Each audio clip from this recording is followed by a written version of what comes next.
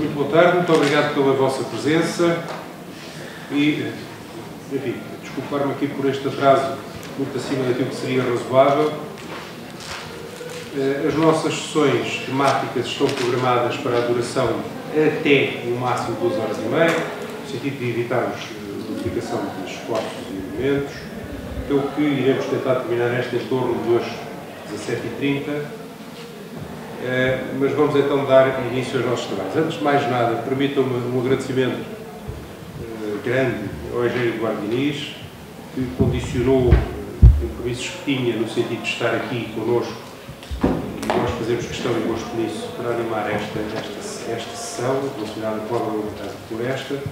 O Dr. Eduardo Diniz é o diretor do Gabinete de Planeamento e Políticas do Ministério da Agricultura, Mar, Ambiente e Desenvolvimento do Território, e terá aqui, com certeza, um conjunto de informações extremamente relevantes para nos trazer, mas mais do que isso será o animador, eu atrevo-me a dizer o provocador, adequado para este tipo de temas. Uma saudação também ao Sr. Deputado, que nos dá o gosto de estar presente e de acompanhar, e aos diretores regionais da Agricultura de Alentejo e Lisboa e Valmontejo, que eu também agradeço. Nesta mesa irá ficar para acompanhar o engenheiro Eduardo Diniz, uma vez que eu faço questão de ver a apresentação, o Dr. Figueiredo Antunes, o Diretor-Geral de Desenvolvimento Regional da Comissão de Formação. E o Dr. Carlos Almeida, peço desculpa, não estava aqui, peço imenso desculpa. Muito bem. Qual é o nosso objetivo nestas sessões? Antes de mais nada, sermos muito focados. Não nos interessa repetir argumentos, não nos interessa identificar diagnósticos que já estejam estabilizados e que todos conhecemos. Interessa-nos, de uma forma tão focada quanto possível, receber contributos, receber reflexões, não precisam de ser reflexões fechadas, reflexões que nos permitam estruturar o plano de ação regional que queremos ter concluído em finais de maio e meados de junho, o plano de ação regional Alentejo 14-20, permitam estruturar este documento, dizia, em torno de grandes eixos, mas sem a preocupação de trabalharmos numa estrutura verticalizada por áreas ou por eixos. Ou seja, pretendemos um conjunto de ideias que nos permitam, tanto quanto possível, integração, para simplificar a percepção da imagem, a integração de setores de atividade, à meia luz, vai correr bem pelo menos da apresentação, que nos permitam integrar setores de atividade, que nos permitam integrar perspectivas de desenvolvimento, investimentos estratégicos e outros, e, portanto, trabalharmos numa dimensão mais horizontal da reflexão. Por outro lado, concordando com facilidade que há um conjunto de âncoras que estão no terreno e que poderão ser, enfim, melhoradas, complementadas e, portanto, não excluindo a continuidade de algum tipo de orientações que temos seguido até agora, deixar, no entanto, a preocupação de nos centrarmos muito mais na perspectiva de, a partir daquilo que temos, como tirar o melhor partido, quais os elementos de competitividade neste setor como em outros que nos podem, enfim, criar condições de diferenciação e de vantagem, quais são os elementos, tão novos quanto possível, não têm que ser novidade, mas enfim, os elementos onde apostamos menos, os fatores de investimento onde fomos menos focados durante estes períodos anteriores de apoio e que poderemos agora reorientar em termos de futuro. Quais são os procedimentos que podemos, enfim, procurar simplificar, melhorar, operacionalizar de uma forma mais concreta? Tudo aquilo que entendam e que tenha a ver com esta área, mas focado nesta preocupação. O que fazer, de facto, quais são os contributos que realmente conseguimos daqui levar e que vos pedimos que sejam tão claros quanto possível ainda, que não fechados, repito, quais são os contributos que podemos daqui levar para estruturarmos o nosso plano de ação regional de uma forma partilhada, absolutamente partilhada. Esse é um esforço que temos estado a fazer desde novembro do ano passado e que fazemos questão de levar até ao fim, sabendo que ainda assim é um esforço acrescido de tempo, mas que temos que usar o tempo que temos, não outro, para fazer o trabalho o mais partilhado possível. E, portanto, temos uma reflexão partilhada, temos uma reflexão que não irá satisfazer a toda a gente, mas que procuraremos que, tanto quanto possível, resulte, de facto, de um denominador comum ou de vários denominadores comuns. Este foi o compromisso que assumimos e que estamos a tentar cumprir.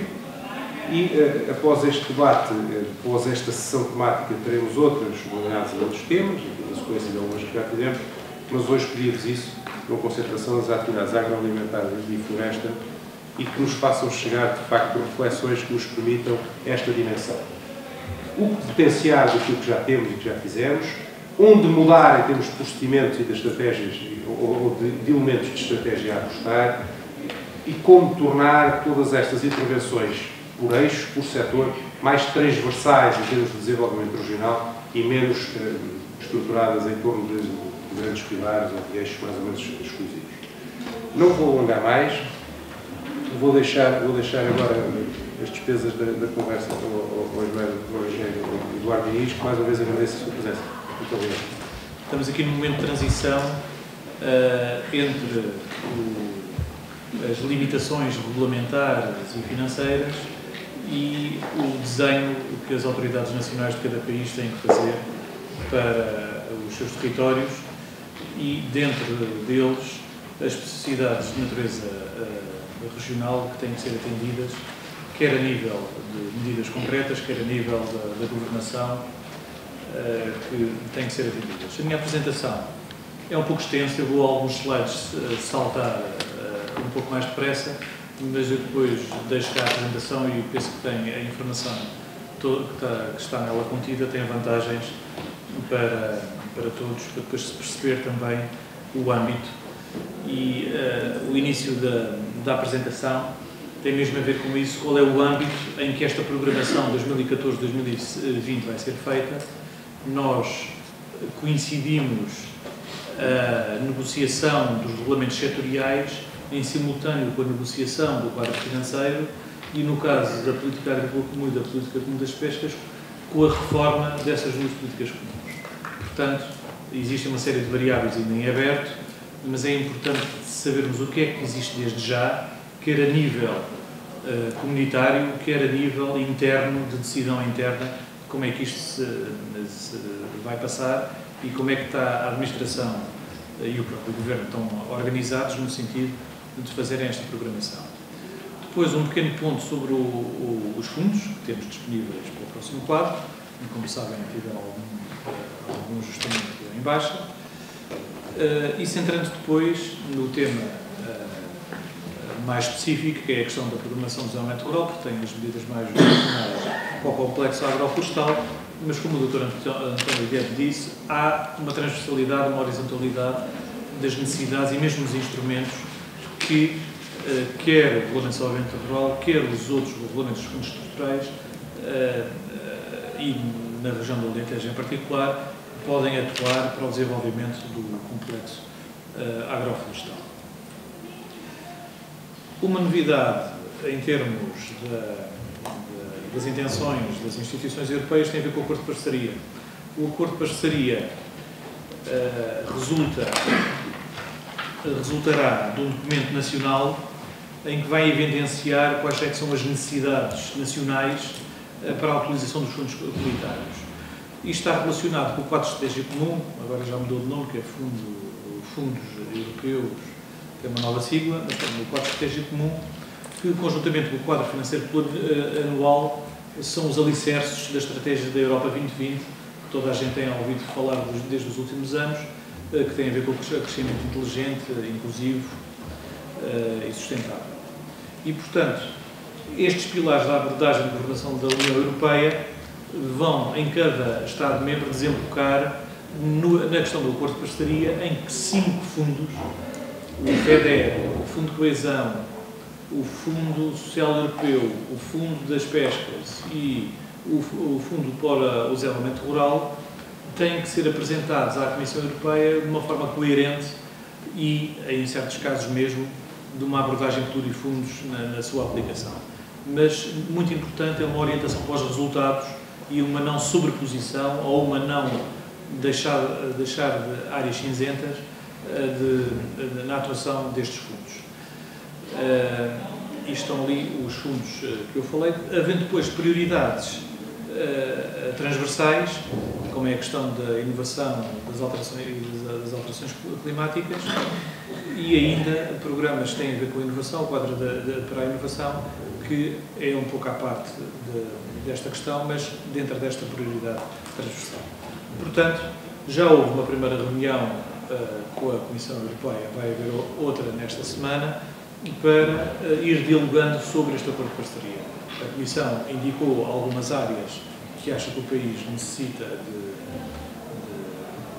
desenvolvimento, de acudir com os fundos estruturais, e é dentro deste diálogo com a administração e com os serviços da DG Régio, a DG Mar e a DG Agri que tem-se feito esta negociação. Há uns objetivos temáticos, estão aqui colocados, eu não vou perder aqui muito tempo com eles, mas dentro dos objetivos temáticos há depois áreas e prioridades de investimento nos fundos.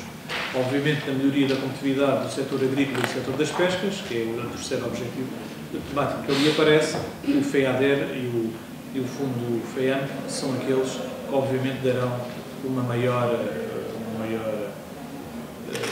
contributo. Mas assim como nas alterações climáticas e na gestão do risco, o próprio FEADER, como o FEADER e o Fundo de Coesão, darão o seu contributo. Isto para perceber que tem que haver esta coerência e esta interdisciplinaridade quando fizermos um modelo de governação e fizermos os programas operacionais para o nosso território e para os vários territórios em particular. E, portanto, muitos destes objetivos, como a promoção da mobilidade do trabalho, promover a inclusão social e combater a pobreza, há uns objetivos em que os vários fundos vão ter depois de dar contributo e, caso não alguns destes objetivos temáticos não quiséssemos dar contributo, teríamos que justificar porque não lutamos a todos. A nível do modelo organizacional para a preparação do acordo de parceria, criou-se uma coordenação interministerial sediada no Primeiro-Ministro e em que, do ponto de vista mais técnico, há uma subcomissão especializada coordenada pelo Secretário de Estado dos Assuntos Europeus que tem feito um conjunto de diagnósticos com apoio técnico da administração no sentido de depois vir a decidir sobre o modelo de governação e os programas operacionais e o diálogo e a negociação do acordo de parceria com a Comissão Europeia.